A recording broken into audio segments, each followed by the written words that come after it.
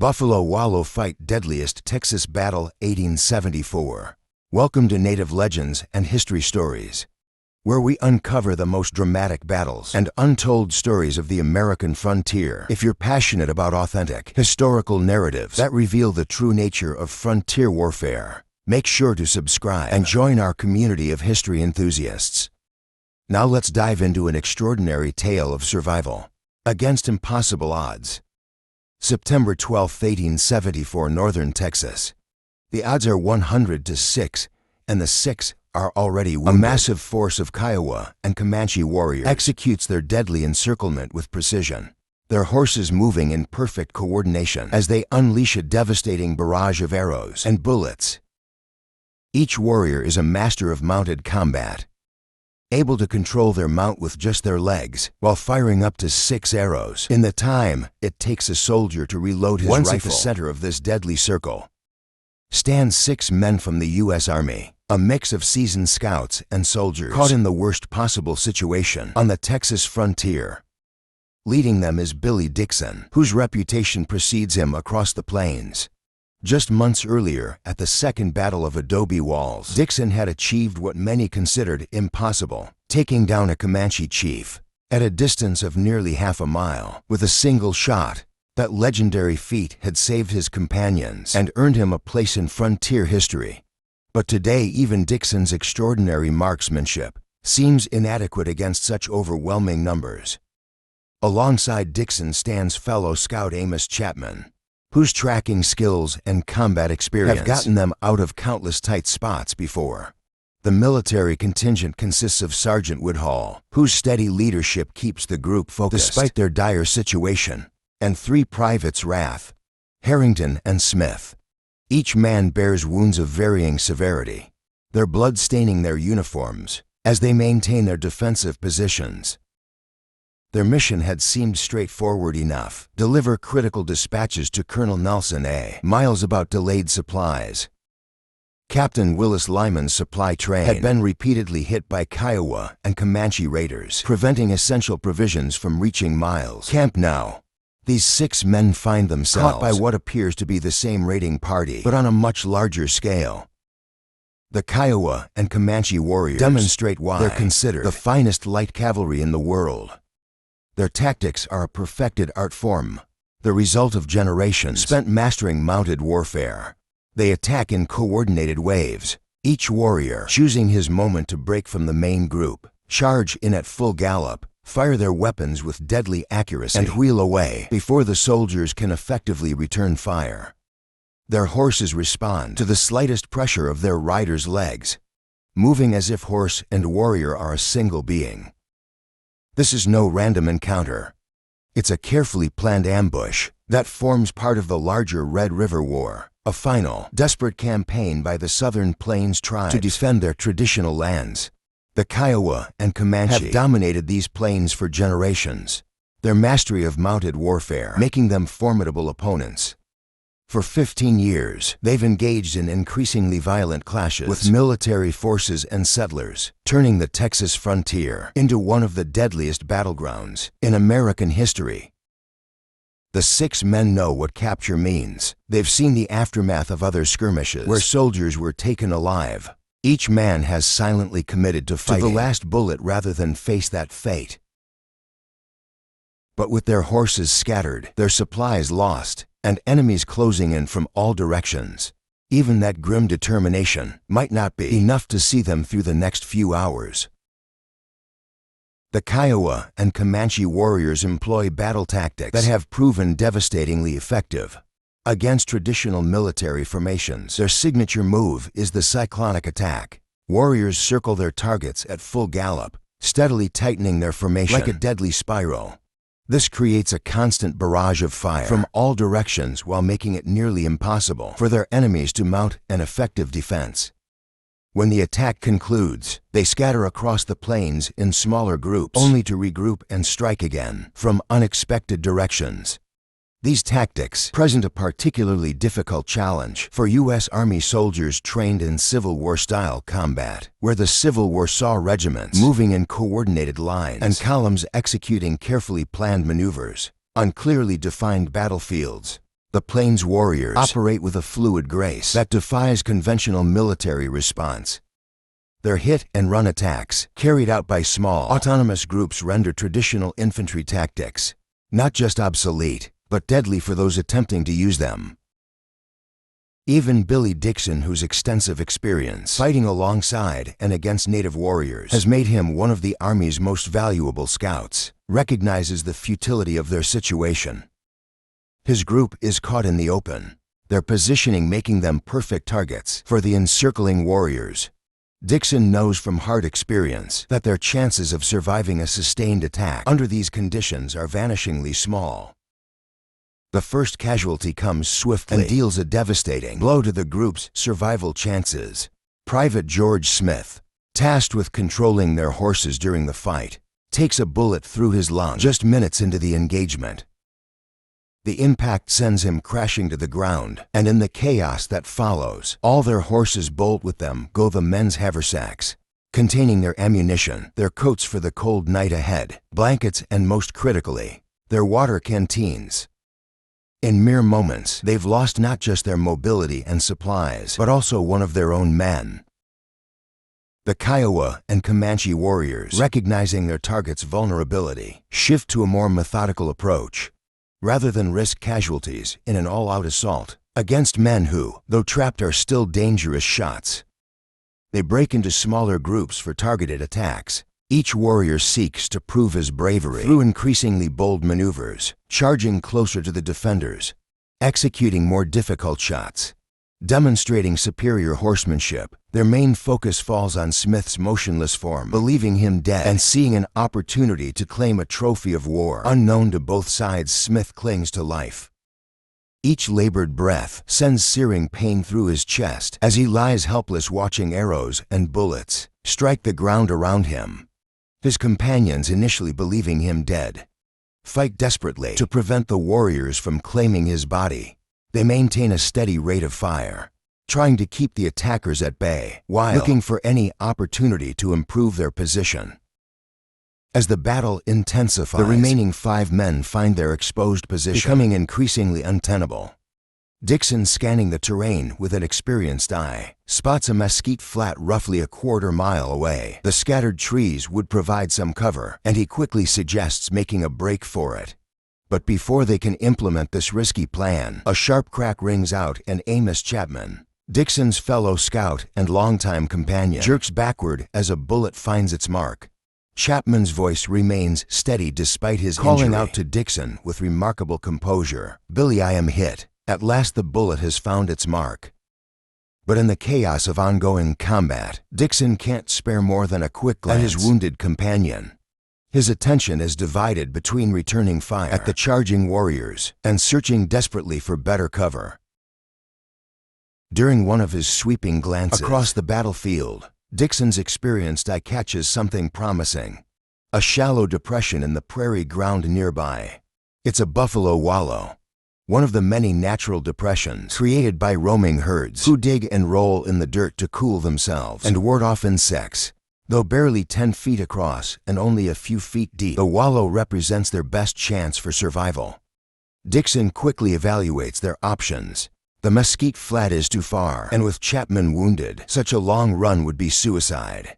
The buffalo wallow, though not ideal, offers immediate possibilities for defense. Without hesitation, Dixon shouts to his companions that he'll make the first dash to assess its potential.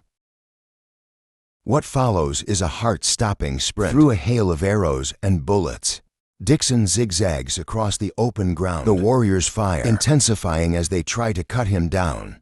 Reaching the wallow, he slides into its shallow confines and makes a rapid assessment.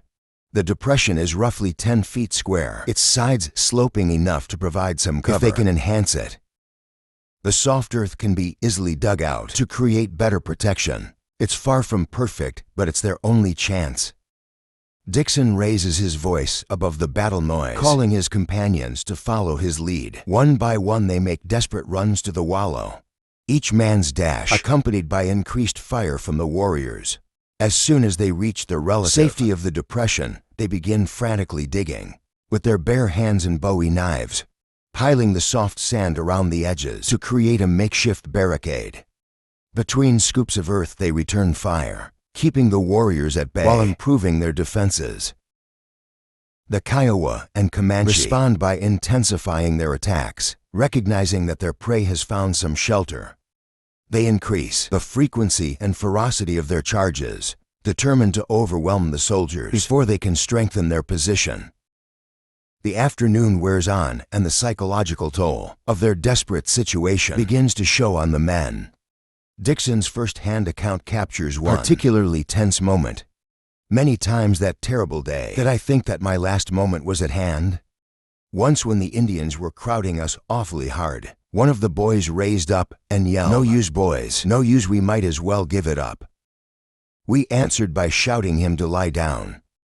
The soldier's moment of despair is punctuated by a bullet striking the soft sand near his head, filling his mouth with dirt. Dixon recalls finding grim humor in the moment. "I was so amused that I laughed, though in a rather sickly way, for none of us felt much like laughing." During a brief lull in the fighting, attention turns to Chapman, who remains exposed and vulnerable with his broken leg. The wounded scout's condition is deteriorating, but he maintains his composure, calmly informing the others that he cannot walk. Dixon, despite nursing a wound to his right calf, knows he must act. He makes several attempts to reach Chapman, each try met with withering fire that forces him back to the Wallow. Finally seizing a moment when the warrior's fire slackens slightly, Dixon makes his boldest dash yet. Reaching Chapman, he quickly devises a plan to carry his friend to safety. "I told him to climb on my back," Dixon later wrote, "my plan being to carry him as I would a little child."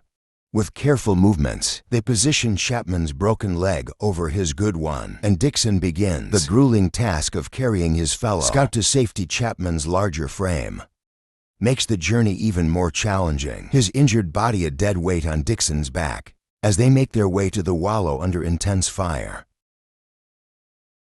The physical toll of carrying Chapman adds to Dixon's mounting exhaustion. But there's no time for rest. Inside the Buffalo Wallow, the men work with grim determination, their hands bleeding from digging in the coarse earth, as they strengthen their makeshift fortress. Despite their wounds, some minor, others severe, they maintain a disciplined rotation. While some dig and reinforce the walls, others keep watch and return fire against the increasingly aggressive attacks. The warriors, frustrated by their quarry's newfound shelter, begin mounting more daring assaults. Their war cries pierce the air as mounted warriors charge at full gallop, lances extended like medieval knights. Dixon's account captures these heart-stopping moments. "When I look back and recall our situation, I always find myself thinking of how my wounded companions never complained or faltered, but fought as bravely as if a bullet had not touched them.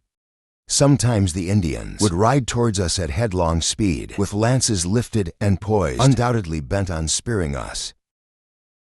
These charges require extraordinary courage from both sides. For the defenders, it takes iron nerve to hold fire until the last possible moment when their shots will be most effective. Such moments made a man embrace himself and grip his gun," Dixon writes. Their patience pays off when they manage to bring down one of the charging chiefs, a loss that causes the warriors to adopt more cautious tactics. As the afternoon wears on, the situation grows increasingly dire. The hot sun beats down mercilessly as ammunition begins to run low. Each man knows they must make every shot count. The defenders' thoughts inevitably turn to the fate that awaits them if captured. Dixon's words paint a chilling picture. "Ours was the courage of despair. We knew what would befall us if we should be captured alive. We had seen too many naked and mangled bodies of white men who had been spread-eagled and tortured with steel and fire to forget what our own fate would be. So we were determined to fight to the end." Just when it seemed their situation couldn't become more desperate, nature intervenes. The North Texas sky darkens with storm clouds that seem to materialize from nowhere. By 3 o'clock, a torrential downpour transforms their battlefield. The rain brings both relief and new miseries. While it drives back their attackers, it also turns their shelter into a muddy pool. The Buffalo Wallow, now filled with 2 inches of brown water mixed with blood from their wounds, becomes a nightmarish soup that they must endure. The Kiowa and Comanche warriors withdraw to a position just beyond rifle range, their figures barely visible through the rain as they sit wrapped in warm blankets, waiting out the storm. The defenders, stripped of their supplies when the horses bolted, have only their thin uniform shirts for protection against the sudden cold. Dixon feels the loss of his coat particularly keenly, not for its warmth, but for the irreplaceable photograph of his mother. It contains the last gift from his dying father. Despite their miserable conditions, cold, wet, wounded, and running low on ammunition, the men's survival instincts remain sharp. They realize they need more ammunition if they hope to survive another assault. Private Peter Rath volunteers for an incredibly dangerous mission, retrieving Private Smith's weapon and cartridge belt from where he fell. Rath makes his dash through the rain towards Smith's position. What he discovers turns their already grim situation into something even more horrifying. Smith is alive all this time. Through the heat of battle and now the cold rain, their companion has been lying there, conscious and suffering, unable to move or call for help. This revelation hits the men like a physical blow, adding a new layer of urgency to their desperate situation. The rain-soaked dash to rescue Smith becomes a grim exercise in battlefield medicine. Upon reaching their fallen comrade, Dixon's experience tells him what his heart refuses to accept. The lung wound is almost certainly fatal. Still, they cannot leave a man behind. Working together, Dixon and Rath carefully lift Smith's broken body, his every movement drawing agonized gasps as they transport him back to the relative safety of the buffalo Wallow. As darkness descends over the plains, the Kiowa and Comanche warriors gradually withdraw, melting away into the gathering gloom like phantoms. Their departure brings little comfort to the men in the Wallow, who now must watch helplessly as Smith fights his final battle. His suffering becomes increasingly difficult to bear, not just for him but for his comrades, who can do nothing to ease his pain. Through the long hours, his pleading voice breaks the night's silence, begging them to end his misery. Death finally claims him around 11 o'clock, his body growing cold in the night air. The surviving men face a critical decision. They can remain in their makeshift fortress, conserving what little ammunition they have left to face another day of combat, or they can attempt to find help in the darkness. The choice carries potentially fatal consequences. Either way, Private Rath, already proving his courage earlier in the day, volunteers for another dangerous mission. He ventures into the pitch-black prairie, searching for any sign of the trail to Camp Supply. After 2 grueling hours of careful navigation through enemy territory, he returns with disappointing news. The trail remains elusive in the darkness. With Rath's attempt unsuccessful, the group's hopes turn to Dixon. They decide to wait for the first hints of dawn, when there might be just enough light to find the trail without being completely exposed. Dixon describes the tense waiting in his own words. Like everything else, the long night finally came to an end, and the sun rose clear and warm the next morning. By this time, all of the men were willing that I should go for help, and I at once started. The mission proves to be a delicate balance between speed and caution. Daylight exposed me to many dangers from which the night shielded me, Dixon recounts, by moving cautiously at night. It was possible to avoid the enemy, but if surprised to stand a good chance of escape. In the daytime, however, the enemy could lie in hiding and skim the country in every direction. On the plains, especially in the fall when the grass is brown, the smallest moving object may be perceived by the trained eye at an astonishingly long distance. Drawing upon years of experience as a scout, Dixon moves with calculated precision, constantly scanning his surroundings. His breakthrough comes sooner than expected.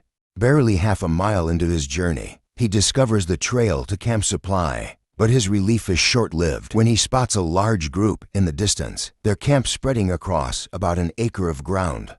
2 miles to the northwest, unknown whether he's looking at potential salvation or death, Dixon takes cover in tall grass. His nerves stretch to the breaking point.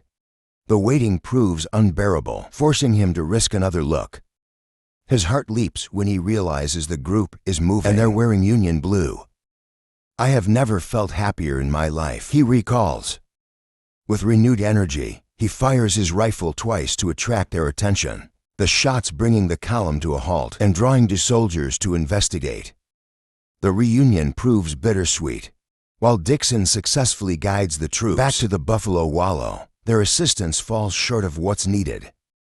The passing unit can only spare some hardtack and water, their sergeants giving cursory attention to the wounded men before moving on. They promise to send reinforcements, but for now the survivors of the Buffalo Wallow fight must continue their struggle for survival with minimal support. In the solemn aftermath of battle, the survivors laid Private George Smith to rest in the very Buffalo Wallow that had sheltered them through their desperate fight.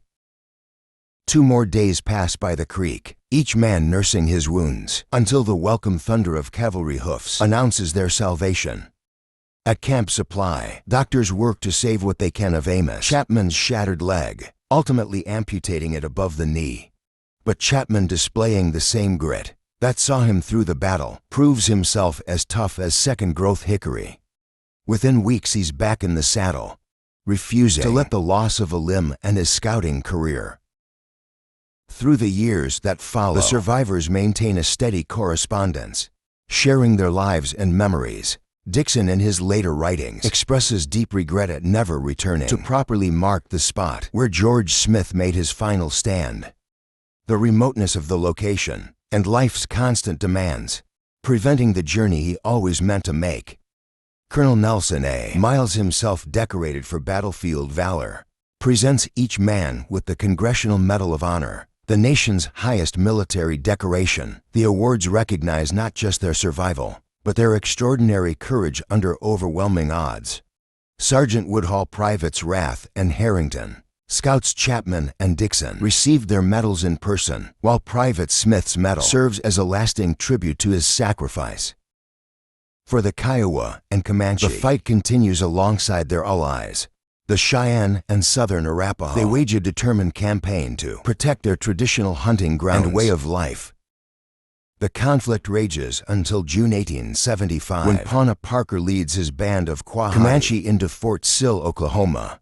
The Red River War stands now as a pivotal chapter in the complex story of America's westward expansion, where courage and sacrifice marked both sides of the conflict. Thank you for joining us for this remarkable story of survival against impossible odds. If you're captivated by tales of true courage and the raw history of the American West, join our community of history enthusiasts. Hit subscribe to explore more untold stories of frontier warfare and tap the notification bell to never miss an episode.